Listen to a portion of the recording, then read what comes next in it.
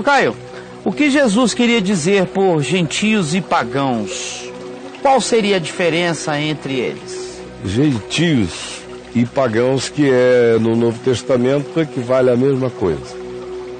É a mesma coisa? É, porque é uma linguagem dos judeus. Para o judeu, quem não era judeu era gentio. Gentio é sinônimo de pagão na interpretação dos judeus do Novo Testamento. Então, quando dizia esses são gentios, eles estavam dizendo esses são pagãos. Seria como na linguagem hoje, seria uma gentalhas, uma coisa assim? É pior. É um termo preconceituoso? Totalmente, só que é de natureza religiosa. O outro é um alienado, é um ignorante, é um perdido. Esse é o gentio. É o gentio. É. Tá. Agora, o que significa para Jesus? É isso? Isso. O que Jesus queria dizer quando ele dizia esse nome. Qual a diferença entre eles e o significado disso para Jesus? Ele só está dizendo aos judeus, e usando, na maioria das vezes, Jesus usa essa expressão para dizer que os verdadeiros pagãos e os verdadeiros gentios eram os judeus.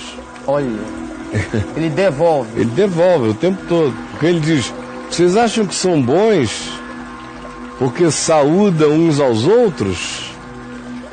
Qualquer pagão faz o mesmo. Ele está dizendo, vocês se acham superiores, mas vocês só são amigos dos amigos de vocês, só tem coleguismo com os idênticos e afins, só aceitam a irmandade daqueles que são totalmente semelhantes a vocês.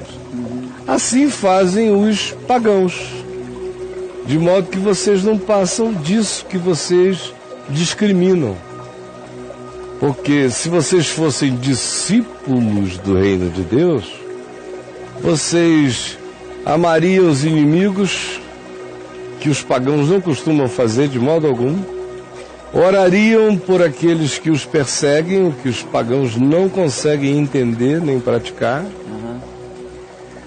Vocês abraçariam a certeza de que a vida de um ente do reino de Deus é comprometida com o perdão sempre, o que não é o caso de vocês. Vocês têm uma dificuldade enorme de perdoar, portanto vocês são pagãos. Se vocês fossem discípulos do reino de Deus, vocês nunca diriam bem feito, bem feito. Vocês nunca diriam olho por olho, dente por dente, ou seja, fez em mim, vai levar também. Vai ter o troco. Vou atrás. Isso tudo que vocês fazem todo dia, dizendo que é justiça, no meu dicionário, Jesus diz, se chama paganismo. Vocês ficam achando que o pagão é quem adora um ídolo de pau, pedra, mas vocês adoram o templo. Vocês adoram o rito do templo.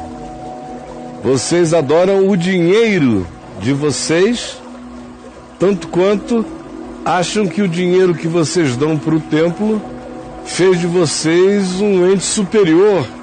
É assim que pensa o pagão. O pagão é um ente de barganhas. Ele diz, eu te dou essa bengala, mas tu me dás um cetro. Para Deus. Ele negocia.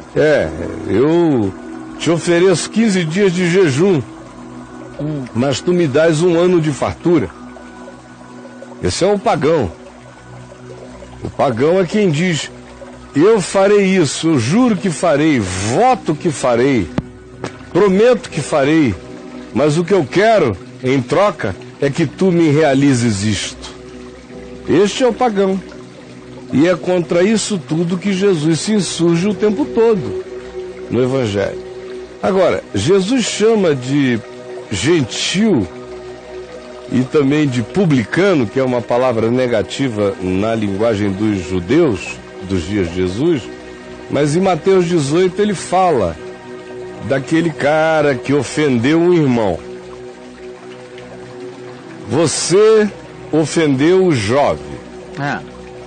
Aí o jovem ficou magoado, te procurou.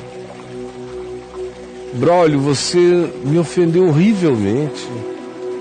Poxa, Braulio, nós somos amigos, que é isso? Pisou na bola aí. Aí você diz, que é isso, pai? Amigo, coisa nenhuma. Não tenho nada a ver contigo não, falei, tá acabado. E vou continuar falando. Vou te entregar todinho por aí. E o jovem, não faça isso comigo, nós somos amigos, eu não fiz nada. Não, mas não me interessa. Aí vai o jovem, segundo Jesus mandou, chama o Gabiru, chama o Kenneth. Aí vão os dois. Jovem Kenneth. E Gabiru. Falar com você, como Jesus disse. Se o teu irmão não te ouvir, Mateus 18, chama duas testemunhas que conhecem a história, participaram de tudo.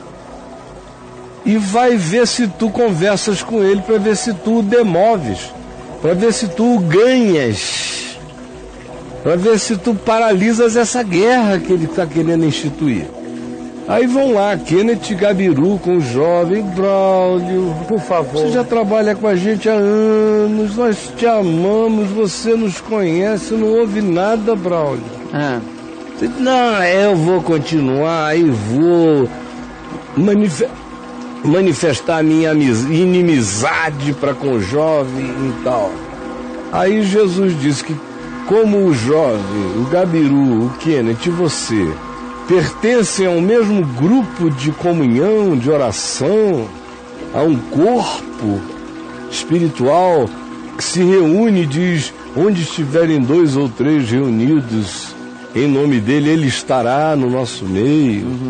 E partem o pão, e bebem o vinho, e dizem que são irmãos, mas o teu coração está assim, o deles já fez de tudo para te demover e não conseguiu. Aí Jesus disse, então, comunica a igreja, comunica a assembleia, a congregação, o que está acontecendo, para que não se crie um espírito de divisão e nem o cinismo da aceitação da desavença e do ódio nas práticas relacionais.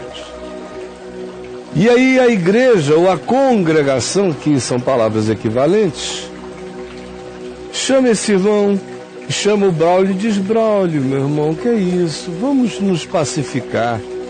Aí o Braulio chega e diz, eu lá quero saber nem deles, nem de vocês, nem de coisa alguma. Vou fazer o que me deu na cabeça, tô com ódio mesmo, não volto atrás. E ó, quer saber? Tchau. E vai embora. Aí Jesus disse, nesse caso, depois de esgotadas todas essas tentativas, considera essa pessoa como um gentil, como um pagão. Aí alguém diz, viu? Jesus tinha uma receita final de discriminação e de preconceito e de exclusão preconceituosa do indivíduo que não quis aceitar o consenso. Então, logo, nós faremos do mesmo jeito. Fizemos, conversamos, ele não quis para nós, agora ele é um desviado, a gente nem fala com ele, a gente vira a cara. Só que o negócio não termina aí. Seria assim se Jesus fosse um grande hipócrita, recomendasse que o tempo todo a gente amasse os inimigos, orasse pelos que perseguem, tivesse misericórdia do que não concorda conosco e fôssemos generosos com aquele que até nos detesta em muitas ocasiões. Só se ele fosse um hipócrita, para que essa conclusão dele significasse isso. O que essa conclusão deles, considera gentil e publicano, significa? Significa tratar o gentil e o publicano do jeito que Jesus tratava. Como é que Jesus tratou os gentios e os publicanos? Ele não comia com eles quando era chamado? Ele não os tratava com misericórdia quando os encontrava? ele não os discriminava ao vê-los.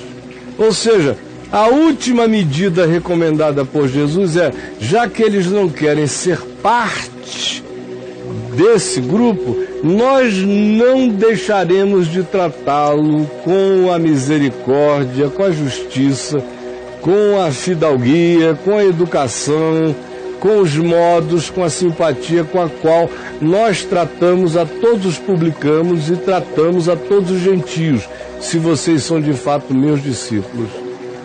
Do contrário, o Novo Testamento laboraria numa incoerência brutal.